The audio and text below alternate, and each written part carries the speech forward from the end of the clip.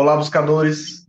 Estamos iniciando mais uma edição do programa Leituras para Viver Melhor, programa produzido em parceria da Editora Teosófica com a TV Suprem.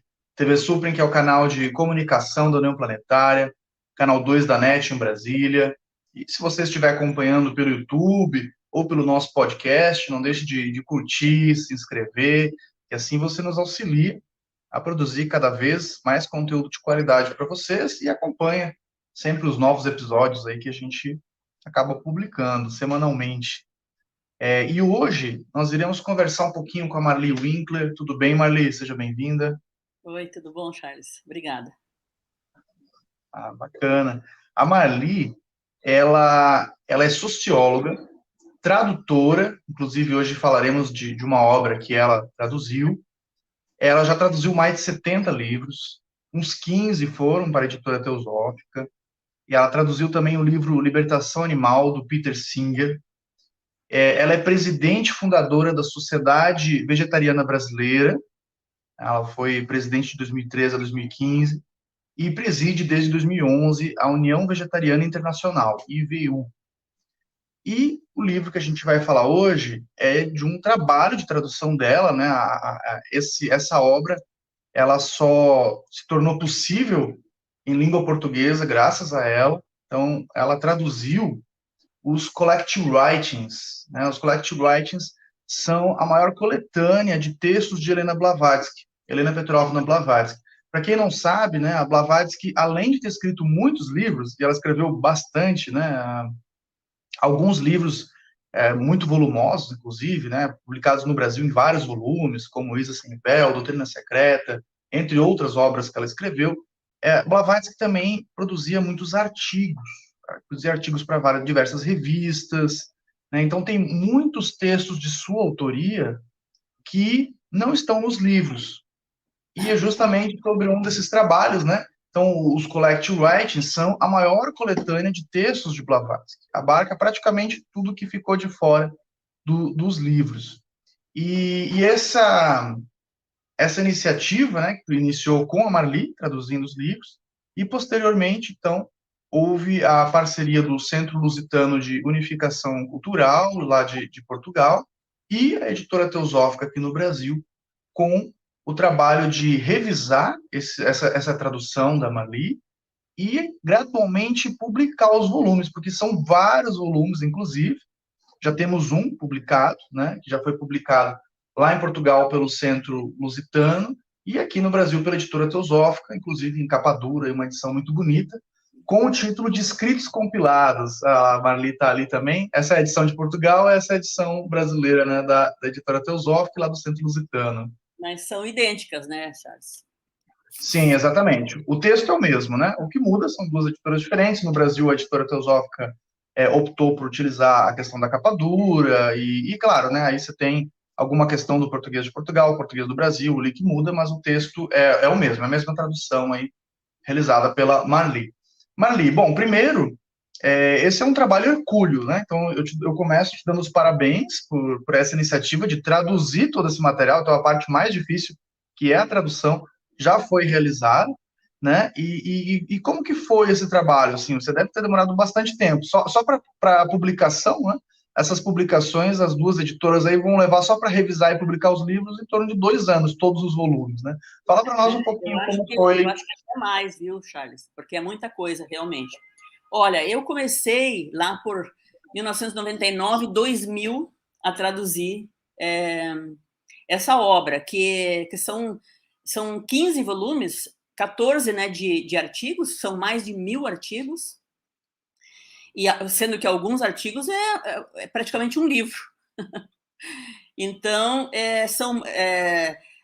cada livro desse tem entre 600 e 800 páginas, então são cerca de 10.000 páginas.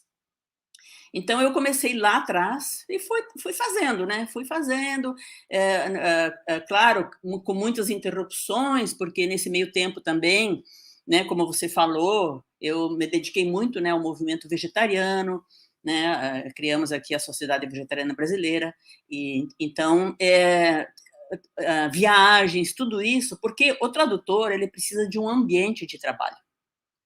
Não é só passar, não é só escrever letrinha por letrinha, tudo que está na língua original, né, na língua, né, que você, para a qual você vai traduzir. Isso precisa ser feito, você não pode pular nenhuma palavra, tem que dizer tudo que foi dito lá. Mas você também precisa de um certo ambiente. E quando eu comecei, inclusive, a gente não tinha essa maravilha da internet, né, que facilita muito as pesquisas. Então, era lá no dicionário mesmo, folheando, pesquisando, não encontrando. Hoje a gente tem muito mais facilidade nesse sentido. Então, assim, foram mais de 20 anos, né, trabalhando. E assim, eu fiz, vamos dizer assim, uma tradução, eu chamo de um rascunhão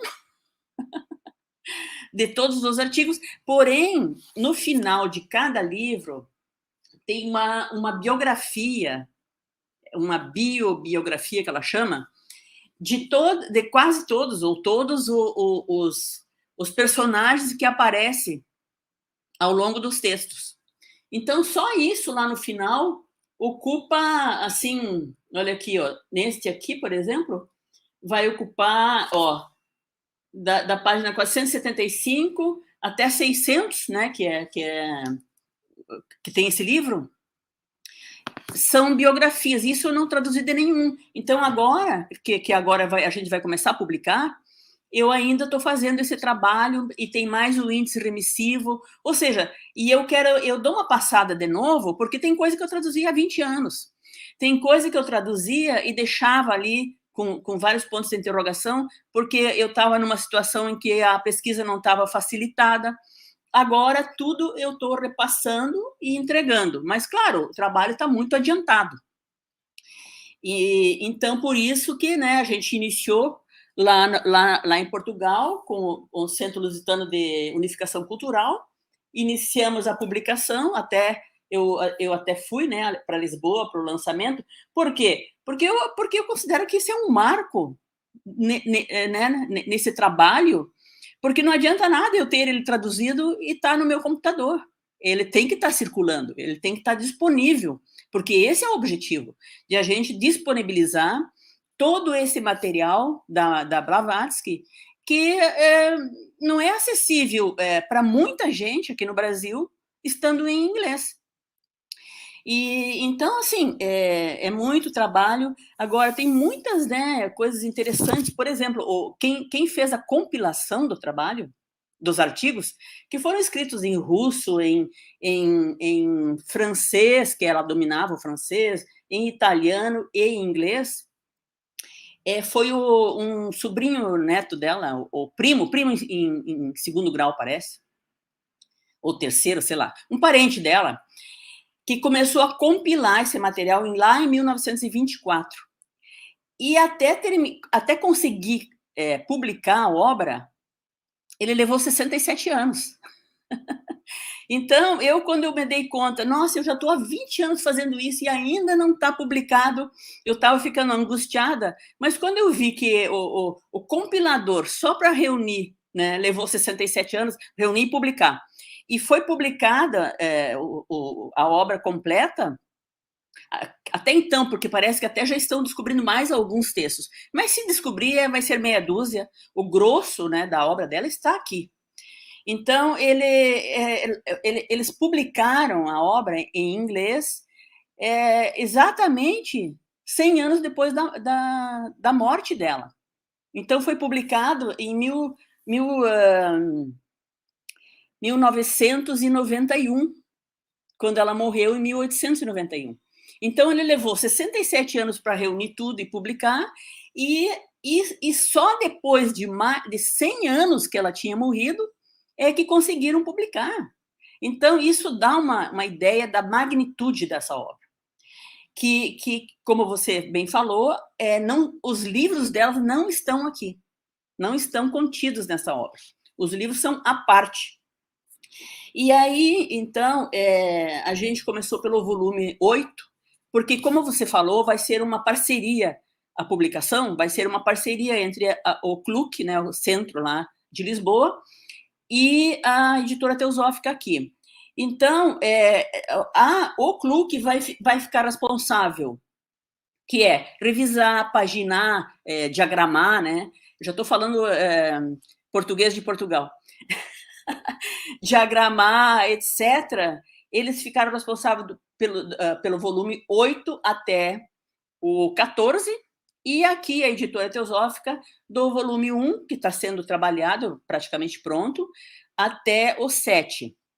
Com certeza, é um trabalho hercúleo aí, né, de cooperação, né, entre Portugal, Brasil, você, mais voluntários, né, na parte da revisão ali, excelente, né? Salientando que é um material inédito em língua portuguesa, né? A primeira vez que esse material está sendo disponibilizado em língua portuguesa. Muitas pessoas como eu, por exemplo, minha leitura da língua inglesa é tranquila, assim, eu consigo ler, mas eu tenho dificuldade em textos longos de ler em arquivo digital, por exemplo, né?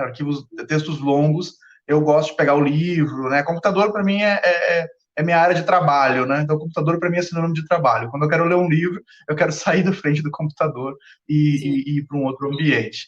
Esse é o programa Leituras para Viver Melhor. Hoje estamos conversando com a Marli Winkler sobre a tradução e publicação dos escritos compilados, que está sendo publicado no Brasil pela Editora Teosófica, em Portugal pelo Centro Lusitano de Unificação Cultural, o CLUC, e do original, né, os Collective Writings de Helena Petrovna Blavatsky.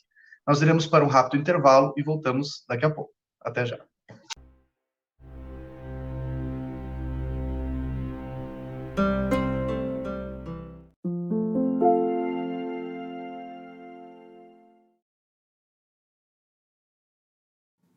A editora Teosófica está com uma grande novidade para seus leitores. A revista Sofia, publicação que há quase 20 anos apresenta temas relacionados à espiritualidade, autoconhecimento, religiões, ciência e filosofia, agora está disponível também na versão digital. Nesta nova modalidade, o leitor pode acessar todos os mais de 90 exemplares da revista Sofia já publicados, seja na tela de seu computador, tablet ou smartphone, já que o conteúdo se adapta à tela do dispositivo utilizado. Entre em contato pelos canais da editora Teosófica para maiores informações e consulte os valores promocionais para quem já é assinante da revista impressa. Editora Teosófica. Livros para viver melhor.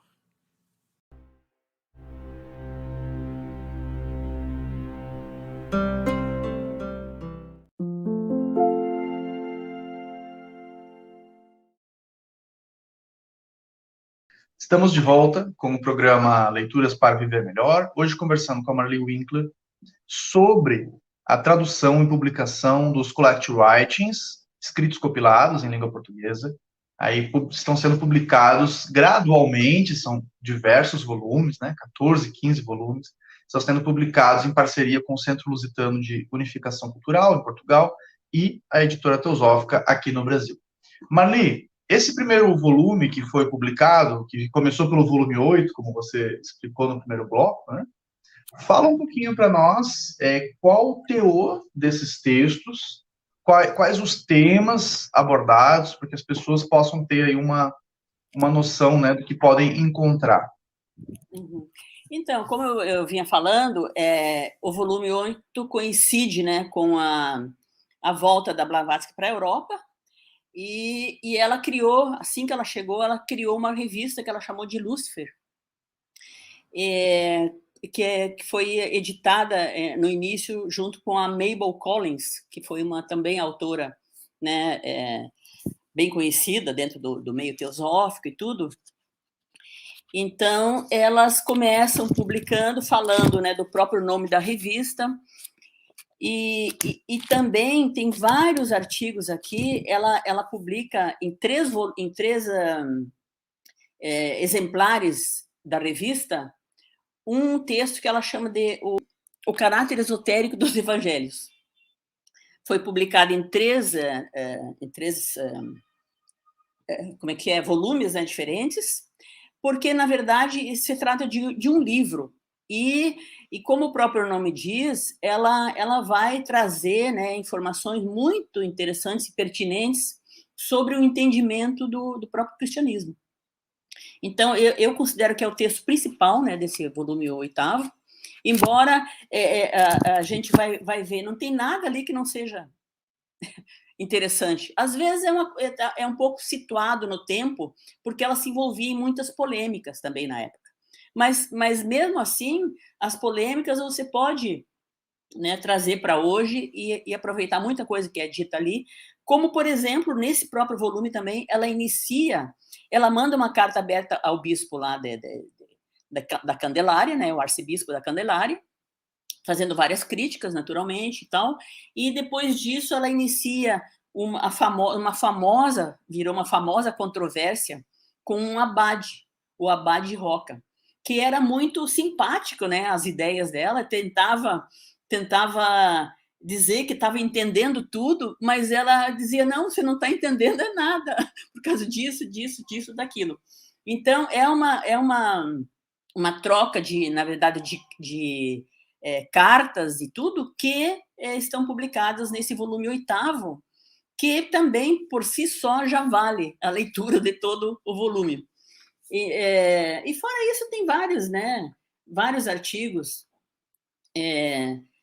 muito interessantes, de vários, assim, sobre os Rosacruzes, ou a verdadeira história dos Rosacruzes, sobre Zoroastro, sobre magnetismo, sobre psicologia, a ciência da alma, o esoterismo do dogma cristão. São muitos artigos muito interessantes, e no final tem até também uma biografia da Blavatsky escrita pelo Johnson, né? Então, assim, nada dessa obra compilada de mais de 10.000 páginas é em vão e é desinteressante. Tudo é interessante, mas tem algumas coisas que são mais interessantes. E nessa época, realmente, no volume 8, até porque ela já estava mais madura também, estava dedicada especialmente para isso, para escrever, né? Ela produziu uma obra, assim, espetacular. E então, assim, o que eu teria de destacar desse volume 8 seriam esses artigos e também uma coisa que você levantou ali no final do bloco 1, que é interessante denotar também, essa obra não foi publicada em nenhuma outra língua até hoje. Ela existe uma obra traduzida, um arquivo eletrônico em espanhol, mas, assim, por exemplo, a parte final não está pronta, vamos dizer, o miolo, em arquivo eletrônico, mas não publicado. Então, é a primeira vez que essa obra é publicada em outro idioma. Então, nós estamos sendo pioneiros também nesse sentido, né?